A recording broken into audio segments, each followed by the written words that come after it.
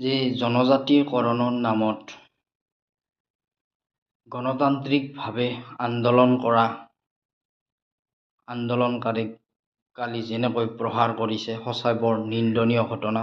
অসমতে এনেকুৱা হয়, অসমীয়াই মাৰ খাব লাগে।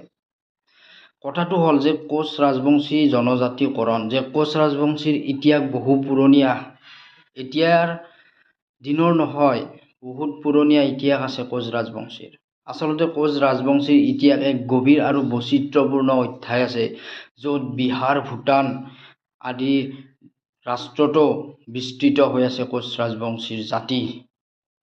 আচলতে কোচ ৰাজবংশীসকল মংগোলীয় দ্ৰাবিড় আৰু ৰাজবংশী দ্ৰাবিড়ৰ পৰা উল্লেখ কৰা হৈছে। কোচ ৰাজবংশীসকল যেতিয়া খেন বংশ পতন ঘটিছিল 1515 চনত বিশ্বসিংহই কোচ ৰাজ্য স্থাপন কৰিছিল, য'ত ব্ৰিটিছ অসমলৈ অহাই নাছিল।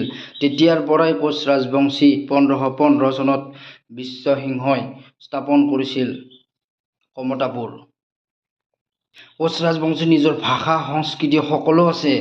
আপোনালোকে পঢ়ি চাব পাৰে, ঋগ্বেদতো কোচ জাতি আৰু কোচ ৰাজবংশীৰ বিষয়ে উল্লেখ আছে। ৰাজবংশীসকলৰ নিজৰ সামাজিক, অৰ্থনৈতিক আৰু ৰাজনৈতিক ক্ষেত্ৰত, সাংস্কৃতিক ক্ষেত্ৰত উল্লেখযোগ্য ভূমিকা আছে। কোচ ৰাজবংশীসকলৰ নিজৰ কিছুমান থলুৱা খাদ্য আছে, নিজৰ পৰম্পৰাগত সাজ পোছাক আছে, মাতৃ পূজা, বটগছ পূজা, বুঢ়া বুঢ়ী আই পূজা, হুদুম পূজা, নিজৰ পৰম্পৰাগত ইতিহাস আছে।